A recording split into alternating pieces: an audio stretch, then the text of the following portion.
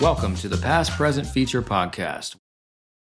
Thanks to Shih-Ching Baker, I had the privilege of sitting down with Shih-Ching Tsou at the Deauville Film Festival this year, and she spoke about her path from a strict upbringing in Taipei to directing Left-Handed Girl, Taiwan's 2025 Oscar submission for Best International Film, and now streaming on Netflix. Watch it now. It's fantastic. After years working alongside Shih-Ching Baker, the four-time Academy Award winner known for Anora, Tangerine, and The Florida Project, and her creative partners since they co-directed their first feature Takeout together, which just opened our first ever Past Present Feature Film Festival, by the way. Thank you. Shih-Ching steps forward with her solo directorial debut. Shih-Ching and Baker wrote the script for Left-Handed Girl in 2010, but financing challenges kept the project on hold for more than a decade. Principal photography finally began in July 2022, a delay she now views as part of the film's natural evolution. The story draws from her experiences growing up left-handed in a culture with rigid expectations for girls, and its emotional specificity has already connected with audiences around the world.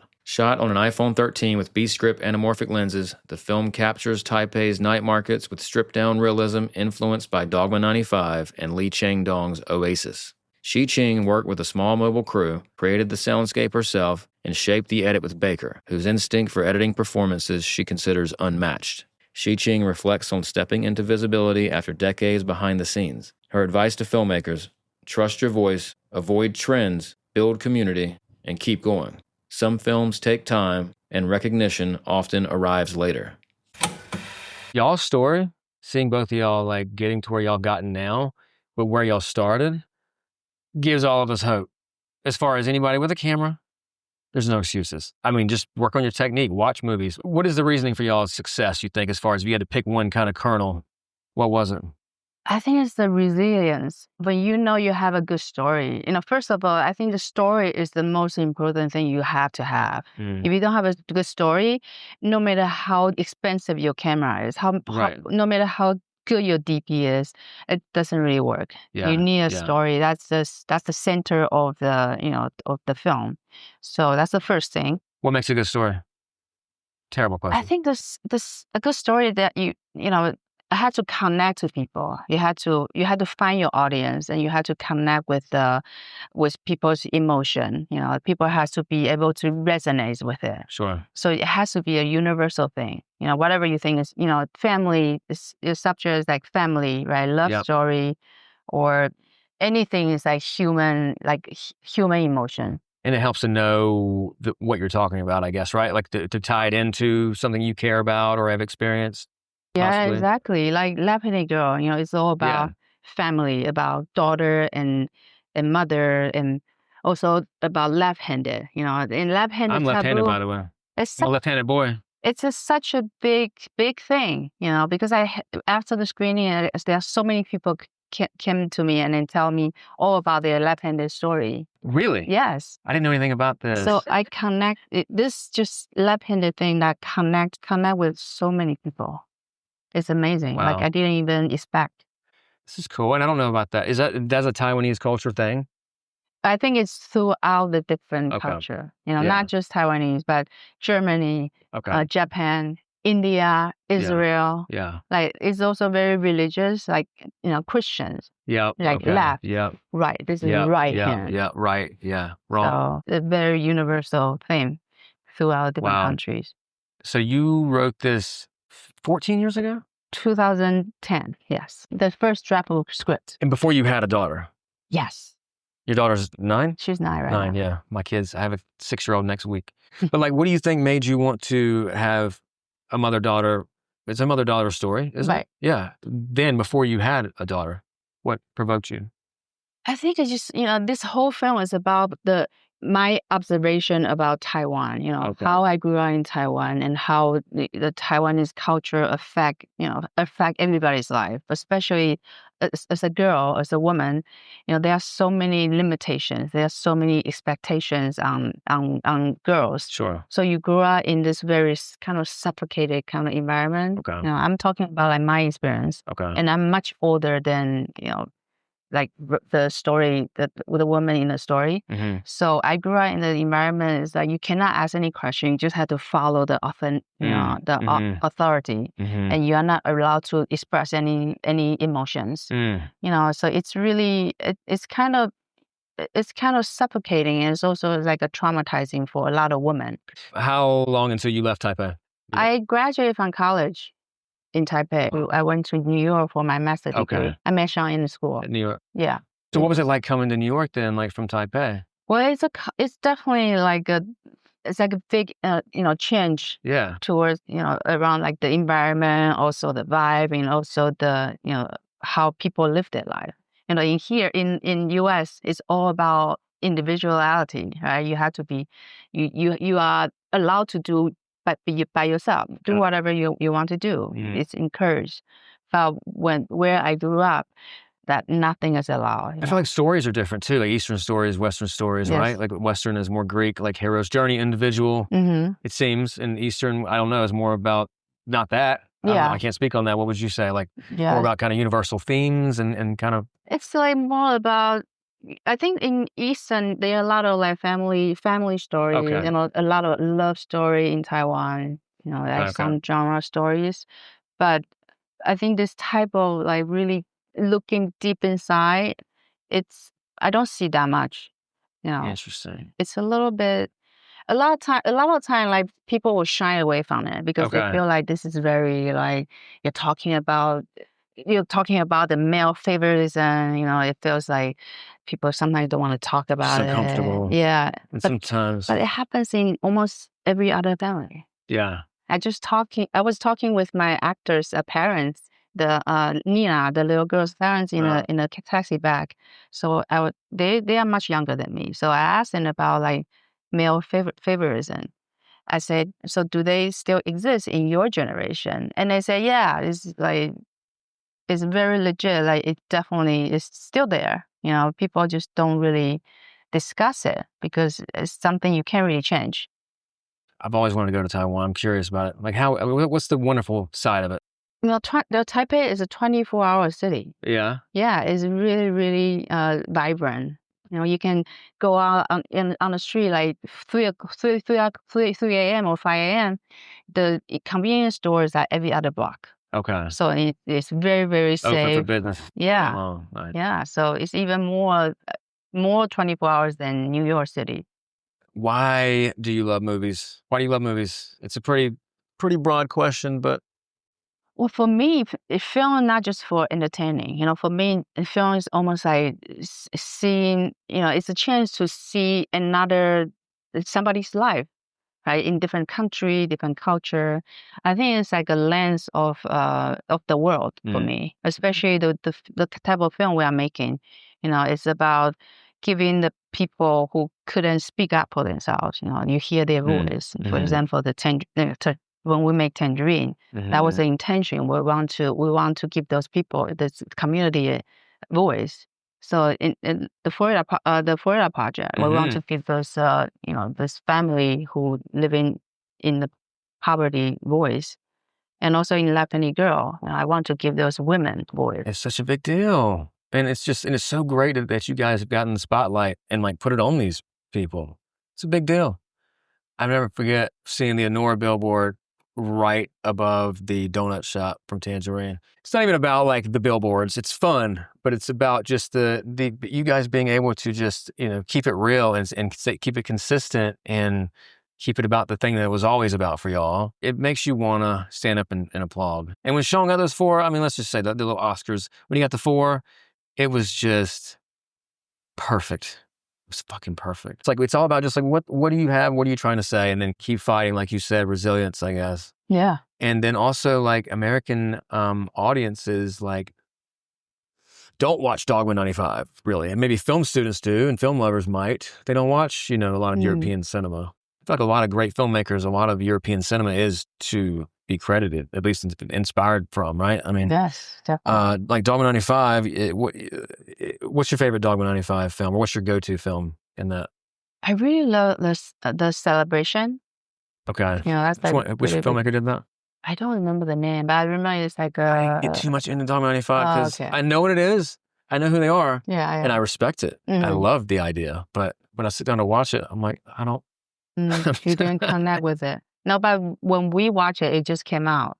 Yeah. So at the time, that was like a big, independent film kind of movement. Yeah. So that's why we like we really enjoy it. It was fresh when it was coming out. Yeah. And late 90s. We watch late 90s to like 2000. Yeah. Okay, so Takeout. You guys made that film, and what was the big kind of like success that y'all had when it came out? Where did it premiere? Yeah. We premiered at Slam Dance, and then we won at Nashville. Nashville. Yeah. Nashville's a good festival, huh? Yeah. That's so long ago. I remember we went to a couple. We also went to the Hawaii Film Festival. How was Hawaii? It was great. Yeah. And our film actually, most of Sean's film went there. So I went there a couple of times. Got you. I think I went there with the Red Rocket. Oh yeah, Red Rocket. Yeah. What's your favorite festival? Favorite? Duval.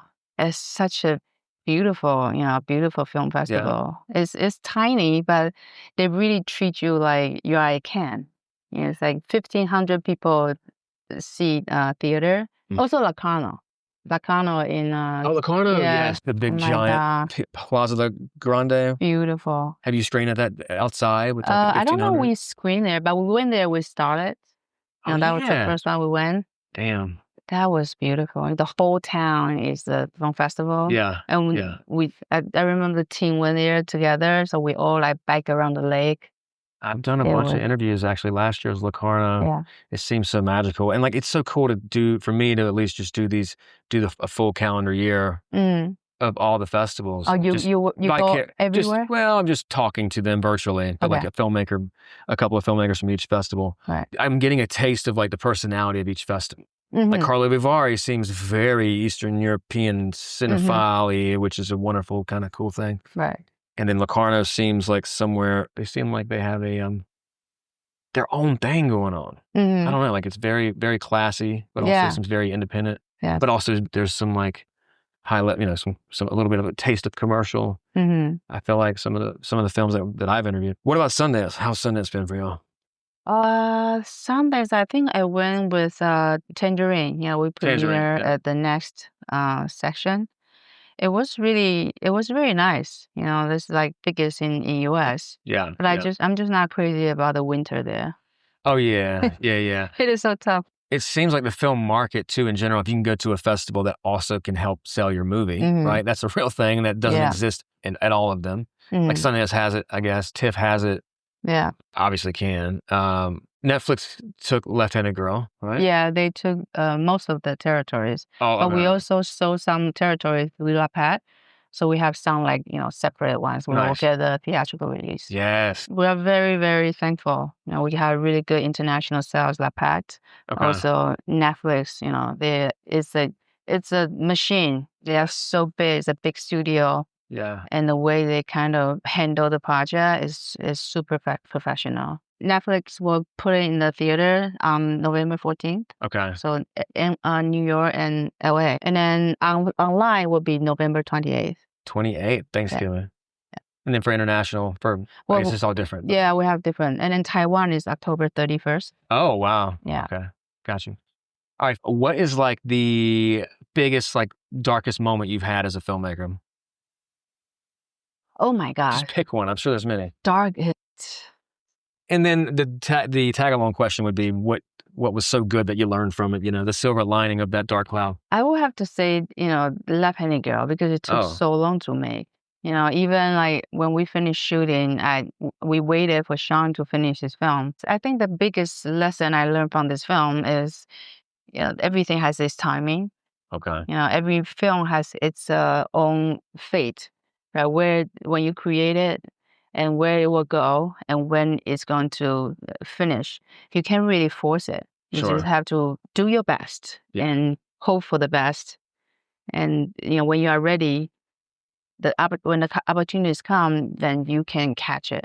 Nice. And like being a filmmaker, we've all been there where like you have a film and you think it's great and it's going to be your big thing or whatever you think. And then it might not do too much. What would you tell a filmmaker that's discouraged in this moment? I mean, you already kind of just did, but again, to reiterate, like, because a lot of people give up. A lot of people give up. A lot of people make one movie and not two, or two and not three. And resilience, I do think, also is the key, consistency, and just keep going. Yeah. But I guess the question would be like, I don't know, where can you find solace as a filmmaker or comfort as a filmmaker when you don't hit big, with your film? I think like for example, Sean is a very good example, right? We started Takeout, and then he went on to a Prince of Broadway. Each film just kind of build out your portfolio that way. Sure. Right? You just do whatever you love. You tell the stories you want to tell, and do not listen to anybody tell you. Like, do not chasing the trend. You have to just have your own idea, like something you really love. If it really resonates with you, I'm pretty sure it's going to resonate with other people as well. And then, so all of y'all's past films are Criterion Collection now. Yes. Right? Which, it's a retrospective situation, but they weren't always. You but found slowly they found their home in that way. It seems like somewhat recently, which is great, right? So even if like a Takeout, I mean, you had Slam Dance, so that's a great thing. But I mean, even if it wasn't as big as it might be right now, you never know what could happen later, even with a past film. Right? Exactly. You just have to keep on working, Maybe your first film didn't sell, but once you have the third film, fourth film, fifth film, when a sixth film hit, people are going to go back to see everything you did before because they feel like, oh, maybe I missed something, maybe it was really good, but just because you didn't have a name before, so nobody noticed you. Yeah. But once you have one thing hit, then people are going to start picking out everything you did before, and then so all your film are going to be watched eventually. So you just have to keep on going, keep on building your portfolio. How do you know when a movie's completed? How do you know when you can move on? Do you, are you like a Virgo OCD like me, where it's like, I've got to make sure everything's perfect, But then also I find a place where I can say, oh, I'm ready to let go. Like that's my answer. I think for Lepony Girl, I think just a time, like I have been even editing on my own for like 2 years before Sean came back.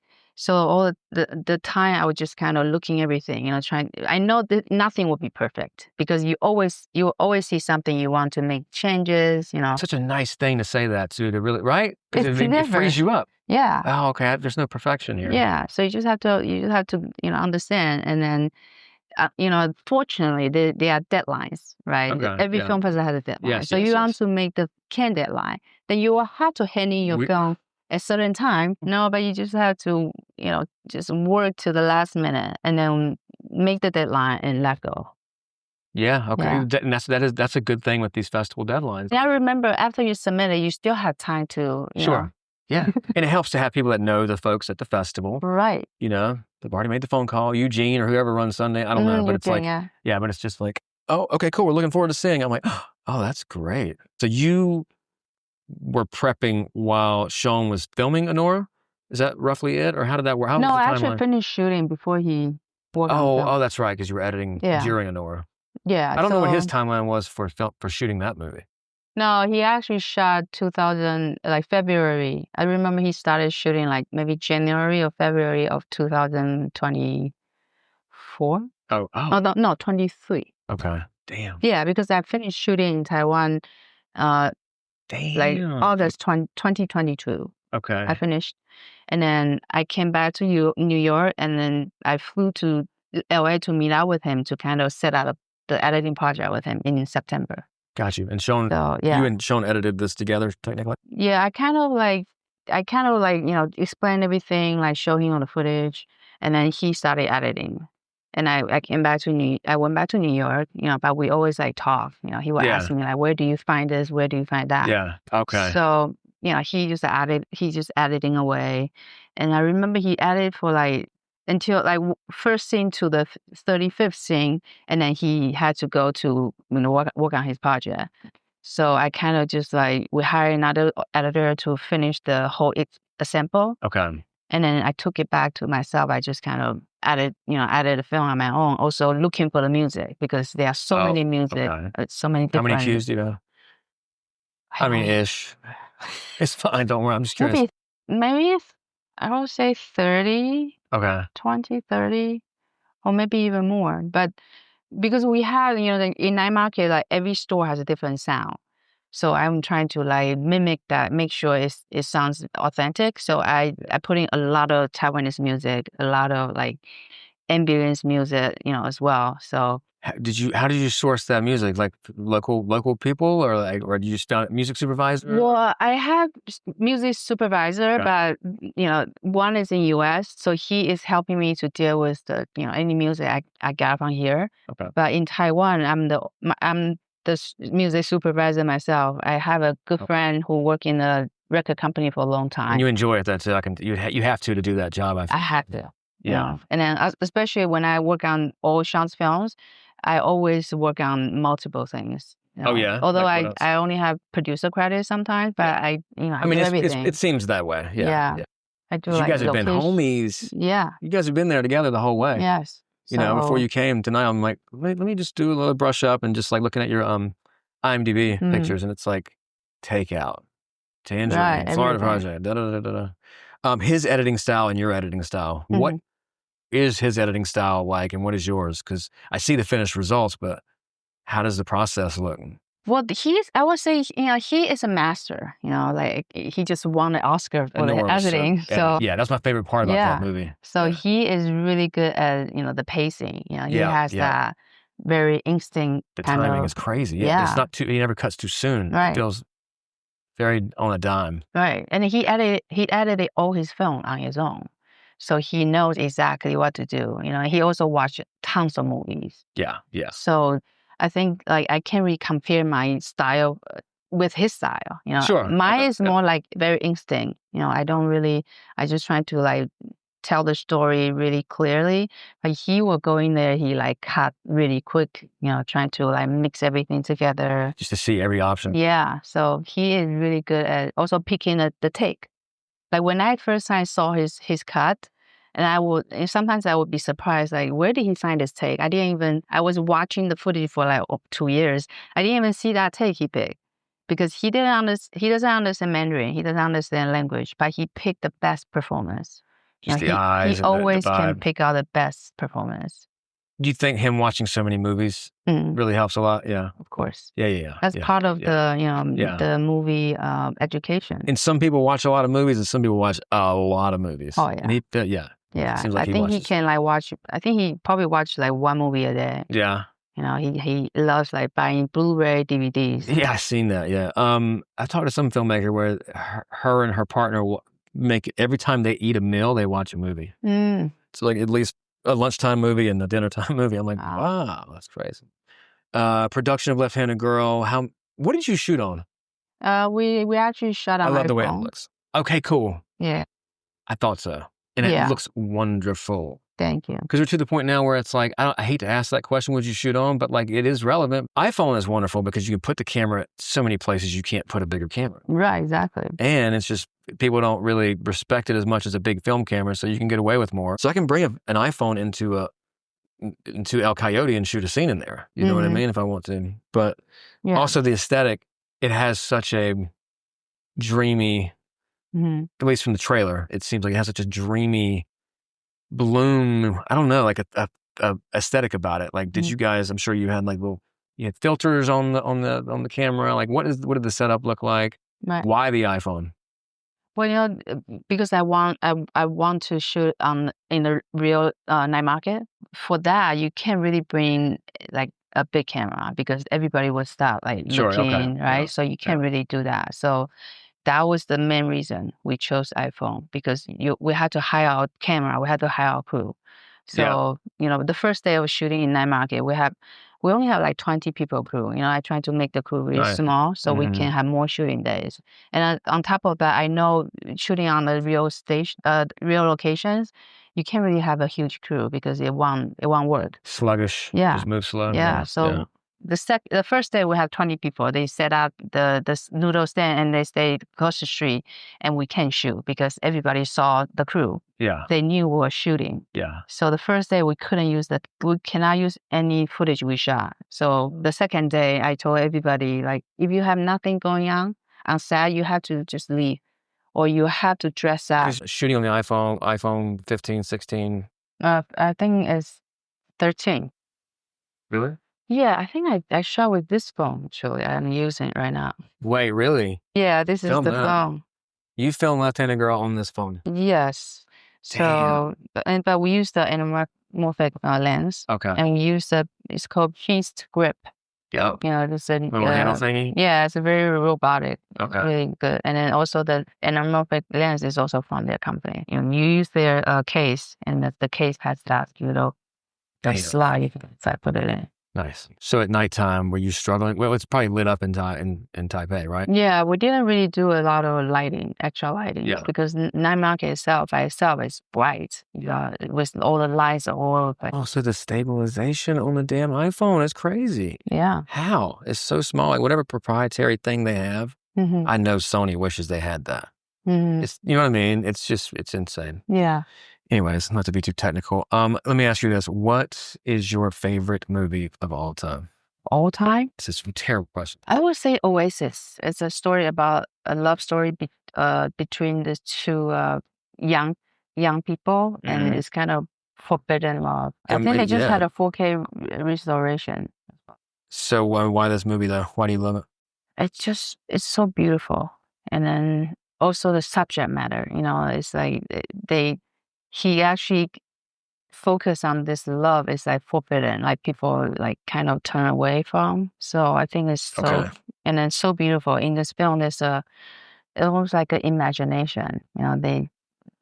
This girl is like disabled.